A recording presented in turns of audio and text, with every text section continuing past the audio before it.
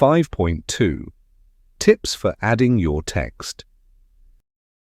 There are many software solutions out there for adding text to your images: Adobe Products, Affinity, GIMP, Canva, and the one that I use, Zara Designer Pro, and many other options. In fact, too many to show you them all.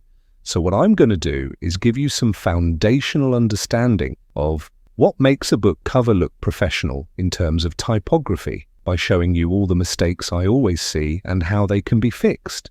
Good typography is the difference between just some text on a picture and a harmonious design. Let's get to it. Tip 1. Don't use white, ever, or full-on black for that matter, but I see amateur book cover designers reaching for white all the time because they feel like it's a solution to making text stand out. This detaches the text from all the other elements on the book cover and is usually too powerful and overpowers the rest of the elements in the visual index, which we'll come on to. The solution. Use the color picker in your app, find a color on your image, and then remove the darkness and possibly the saturation, heading towards white, but never arriving. This will connect your text element to your image, but still make it stand out. You can even do a circular gradient fill if you want, with white as the middle color. But using a color from your image as the starting point to find an off-white color will improve harmony and connection with an overall design. Tip 2.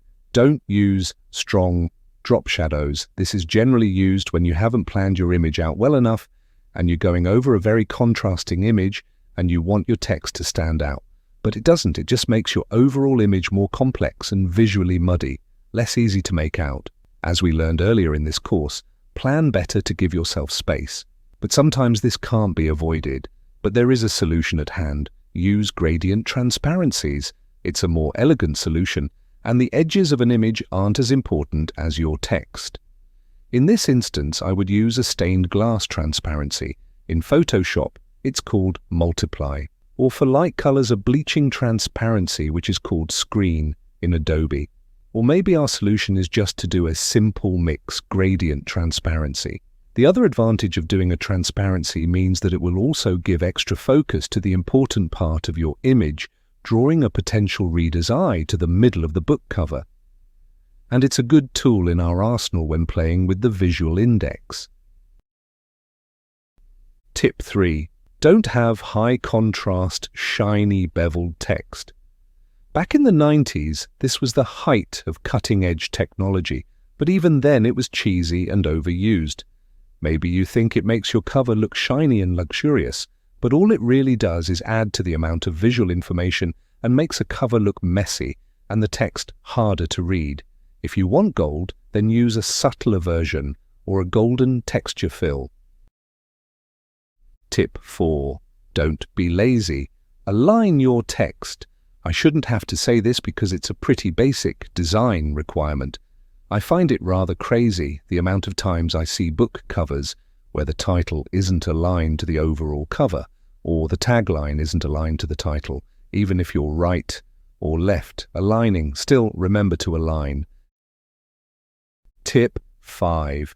Don't stretch fonts. Leave the aspect ratios of fonts alone, because stretching them wider or taller destroys the letter forms, like this, as a quick example here.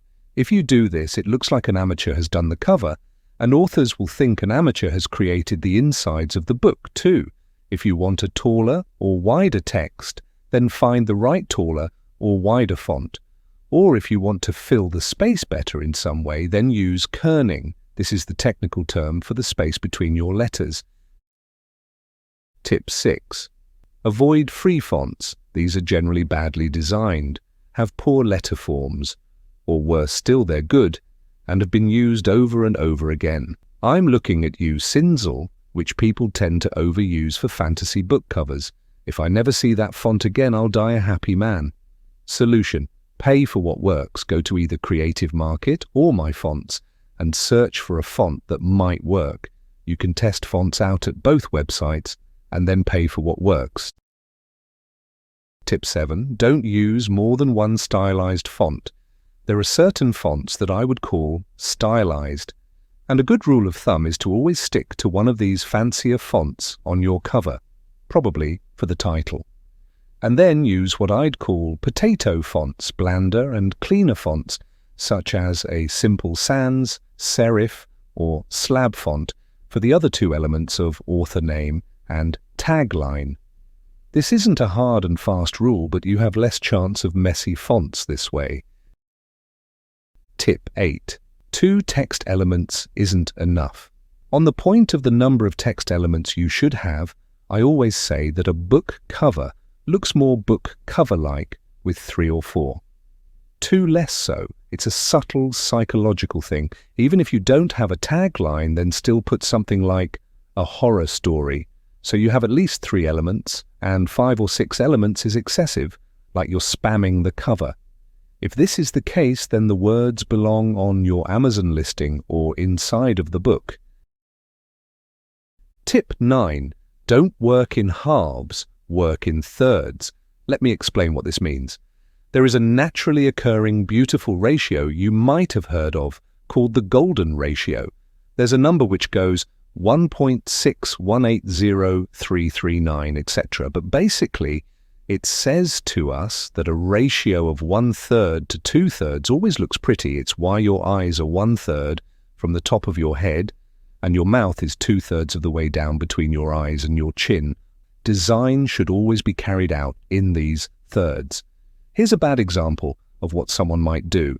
It's wrong because the ratio of text is in 2 equal halves. The balance of the composition is in halves. This is what I would do to fix this. Make one set of text 2/3 the size of the other and pull down the text 1/3 of the way down. See, thirds just looks better, prettier, more handsome, just like me, with my eyes 1/3 of the way down from the top of my head. Tip 10. Don't fill all the space. The first instinct of a non-designer is to have everything big and shouting. I want people to see my title, but they also need to see my author name, and my picture. What happens with this is that the eye doesn't know what to look at, causing visual confusion in the viewer. It creates a muddy design. The solution to this is to have a plan for your visual index and stick to it. The visual index is what I like to call what you want the eye to look at first, second, and third. So your visual index might go picture first, then title, and finally author name. This is what this book cover would look like, or maybe you want title, author name, and then picture. And this is what that book cover would look like. And yes, the way you make these work is leaving elements in their space, or by changing their size, or the heaviness of the font, or the kerning between the letters on a text element, or by toning down the brightness of elements, but always have a plan for your visual index and stick to it. Tip 11. Don't just type the words. It's easy to open the text tool on whatever you're using and type your lines and align them to a book cover, but depending on your title, this might not be the best solution. So my advice is to separate out the words and then play with them. Maybe there is a more elegant solution with different sized words. Tip 12. Try overlaps. This is a bit of a pro tip, but to have a little connection between all the elements on a cover, sometimes it's nice to have part of the image in front of the text. I do this by creating a new layer from the image and then drawing and isolating a small part of it over the text, like this. Tip 13. Go with the flow. This is also a pro tip, but with any image there will be some sort of flow to the composition. It's hard to explain what flow is, but here are 4 examples of natural flow in each of the images. And therefore this is how I would lay out the text on each of these images so that it doesn't jar against the flow of the image. To understand where this flow lies and how you can build images with the right natural flow is a skill that I've perfected over designing 30,000 covers over the last 13 years. So yeah, a bit of a pro tip. Tip 14. Lock your text to other elements. But here's a very easy tip that people generally miss out on when laying out text, which will help when trying to make your book cover feel less like text on top of an image. A very simple way to do this is to have an author name squared up to the corners. Yes, it's that simple. Use kerning if you have a short name, or you can lock things to other elements, such as vector decorative elements, that are locked to the edge of your book cover like this. Tip 15. Always thinking when generating. It goes without saying, but I'm going to say it anyway. It's always a good idea to think about where your text is going to go when generating images. Have an idea that the image you're generating is just part of the design. If you can visualize that in your head, then you're on to a winner. And finally, tip 16. Leave it to me. If all else fails, get the professionals in. It's super fun to make images with MidJourney. And maybe that's all you like doing. Maybe you don't enjoy doing the type design, or every time you attempt it, you get terrible results. That's because typography is a skill. It's a skill that takes many years to learn.